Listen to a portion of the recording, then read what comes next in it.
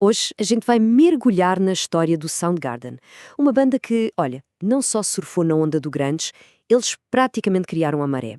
E essa citação do Jonathan Poneman da Sub Pop diz tudo, né?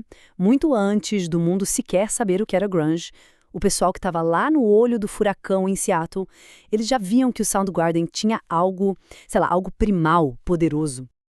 Então, o nosso roteiro é esse. A gente vai seguir a jornada deles, passo a passo, desde o comecinho lá no underground até se tornarem gigantes globais. Vamos ver a evolução, a separação e, claro, o legado que eles deixaram. Beleza, então. Vamos voltar lá pro começo de tudo, para uma cena musical que nem imaginava que estava prestes a virar um mundo de cabeça para baixo. Para entender o Soundgarden, a gente precisa olhar para o que estava rolando na época. O rock mainstream era só glam, cabelo, laquê, e aí no meio disso tudo, em 84, surge essa banda, em Seattle. Eles estavam olhando para trás, sabe? Pro peso bruto do Black Sabbath, pra genialidade do Led Zeppelin e misturando tudo isso com a atitude crua do punk. E essa linha do tempo aqui mostra direitinho como eles foram pioneiros de verdade. Eles formaram a banda em 84, lançaram o primeiro EP pela Sub Pop em 87 e, se liga, em 88 eles já estavam assinando com uma gravadora gigante, a A&M.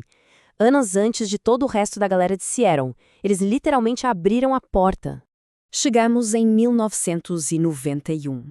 A banda tá ali, sabe, naquele ponto de virada prestes a explodir, mas ainda faltava uma pecinha para completar o quebra-cabeça do som deles.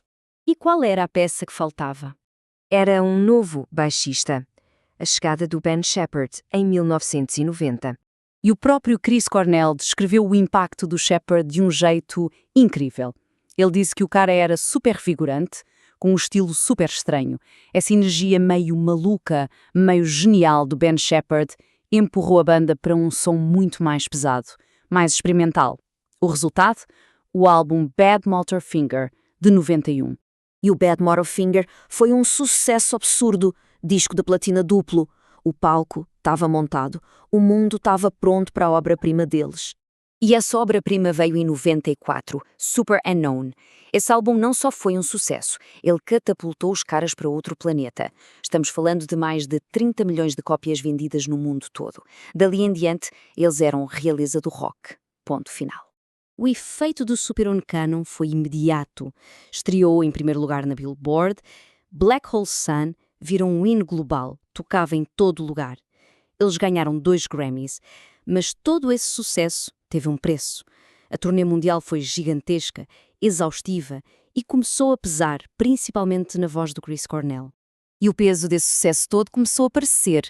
Não era só cansaço físico, começaram a rolar atritos, divergências criativas, um esgotamento geral mesmo. O Matt Cameron, o baterista, resumiu isso perfeitamente. Ele disse que a banda vira uma máquina assim que se torna bem-sucedida. Aquela pressão de ser um negócio, sabe? De ter que continuar alimentando essa máquina gigante, e isso começou a desgastar todo o mundo por dentro. E o fim foi, bem, foi doído. Não foi uma reunião, uma decisão em conjunto, foi uma implosão. O Matt Cameron conta essa história de quando o Chris Cornell apareceu na casa dele, cheirando a álcool, e simplesmente disse: "Estou aqui porque vou sair da banda." Assim, sem discussão, sem conversa, um fim abrupto, de uma hora para outra. O Soundgarden tinha acabado. Passaram-se 12 anos. 12! E aí, o que começou como uma coisa burocrática, sabe? Os caras se juntando só para resolver questões do catálogo da banda, acabou virando outra coisa. A amizade ainda estava ali. E aquela faísca, ela reacendeu. E essa faísca virou um incêndio. A banda se reuniu oficialmente e em 2012 eles nos deram o King Animal. E que álbum, hein? Era o Soundgarden que a gente conhecia, mas ao mesmo tempo diferente, evoluído. A química estava toda ali. Foi um presente, um último grande presente para os fãs. Mas, infelizmente, esse seria o capítulo final. A morte trágica do Chris Cornell em 2017 colocou um ponto final de partir o coração na história do Soundgarden. A banda acabou ali, mas o legado deles é para sempre. E talvez a parte mais importante do legado seja essa conexão profunda com as pessoas. Essa fala do Ben Shepherd num tributo diz tudo. Ele dedicou a honra aos fãs, aos desajustados, os solitários, os introvertidos. A música do Soundgarden era um porto seguro, um refúgio para muita gente. Porque, no fim das contas, eles foram muito mais que uma banda grunge. Eles eram arquitetos de som, sabe?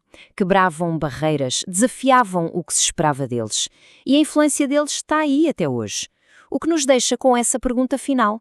Para além do rótulo grunge, qual é o verdadeiro eco que o Soundgarden deixou na música? E é isso, curtiu o vídeo, já sabe, né? Curta, compartilha e se inscreva no canal Grunge Aposentado.